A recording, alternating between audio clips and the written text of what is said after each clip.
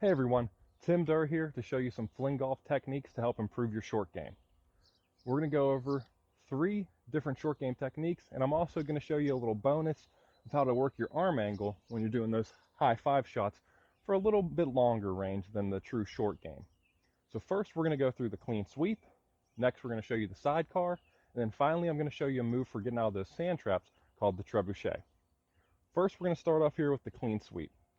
So whenever you come up to your ball, just like any shot in FlingGolf, you have to mark where your ball is. You don't have to mark it on a fairway or anything with a marker, but I have my backpack, my golf bag. I'll kind of set it down where that is, and then I'll move the ball back in my stance. On a traditional shot where you might run up, you kind of come up to that line and you release it. But on your short game, the ball's laying here. I can come up, and for the first shot, we're going to show you the clean sweep. I usually pull it back like this, and then I'll step up so my feet are behind that line of where the ball landed. So with the clean sweep, it's a shot where you have the ball positioned back between your legs. You're kind of sitting on it almost like a broomstick. Maybe you're thinking of Harry Potter. Sitting on it like this, and then you're down in your stance. And now this is all about the angle that you release this. So this shot can be worked for both high shots that come in and land softly on the green, which is the primary focus for it, but you can also use it on the fringe as a little bit of a bump and run where you have kind of a lower stroke and you just pull through. Showing you the technique before I take a shot here.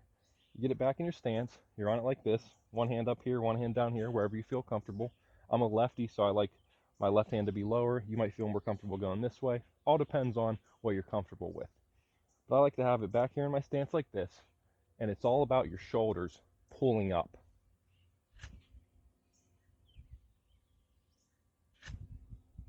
So you see, that's all pulling my shoulders up and through. A lot of people, when they first try the clean sweep, they like to do a wrist break. Well, that ball is going to come out straight up in the air, land about 5 feet in front of you. The best way to do it, get it back in your stance, get set. I kind of take a reset once I move it back to make sure I'm aimed correctly. And the nice thing about this clean sweep, this is aimed dead on center of my body, right toward my target. So as long as I pull up true and I'm not having a bend or a flick or anything, it's going to be right on target with where I'm aiming.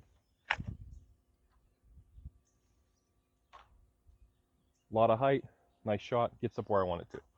Let me show you one more with the clean sweep. Back in your stance, pull through, float that thing right up there nicely. So next, I'm going to show you how to utilize the sidecar.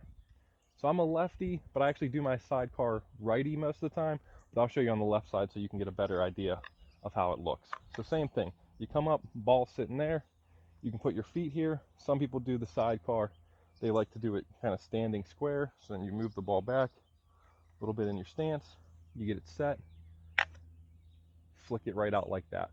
This one, more of a push with your bottom hand, and you're kind of pulling a little bit as well to flick it out there, depending how far you're trying to go. Some people, they do a one hand, hold it just like this, kind of just flick it out there. That's a little more wrist elbow bend, but whatever you feel comfortable with. I don't use the clean sweep or the sidecar a ton, but it is a shot that a lot of pros really believe in and utilize a lot.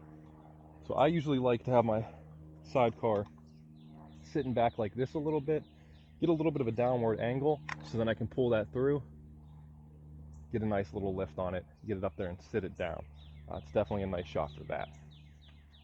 So next, we're going to move on to the Trebuchet. So the Trebuchet is a shot to get out of the sand whenever you have a big hill in front of you. Whenever you have a big lip, you're in that deep greenside bunker, and you can't just grab it with a clean sweep or a sidecar, or you might just throw it right into that hillside. Here with the Trebuchet, you actually are going to have your stick facing the opposite direction. And remember, in the sand trap, you can have your feet in front of where the ball landed, you can have it wherever you're comfortable with, but they must remain anchored and grounded in the sand trap. If you pick your ball up out of the sand trap, 1-stroke penalty, you take it back behind the line out of the sand trap, and you take your next shot normally with the 1-stroke penalty. I usually try to get out of the sand trap no matter what, because if I'm going to give up a stroke to move backwards, I'd rather try to get out and maybe get 20 or 30 yards forward, and that's what something like the Trebuchet can guarantee you. So you find your ball laying in the sand trap. Sorry, I don't have any sand right here now, but I'll show you. You find it laying there, And this move is just up into your elbow. Boom. You just kind of get it like this, go up. Some people, they do it one-handed.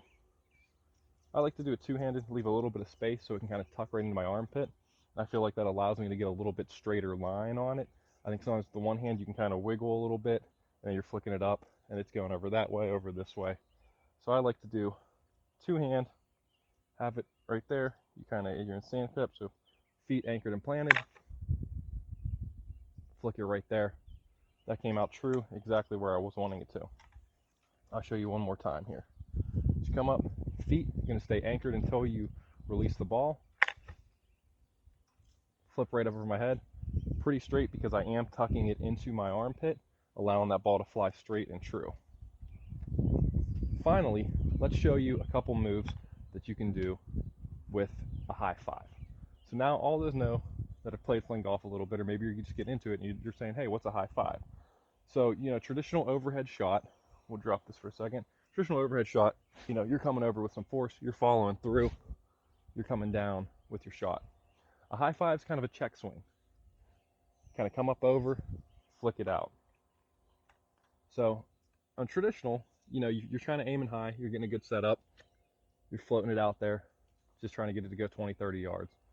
Sometimes you can get enough height on it with that approach. But if you work your arm angle, you get a little bit of a shoulder dip. It gives you a lot more opportunity to get that thing soaring high up in the air.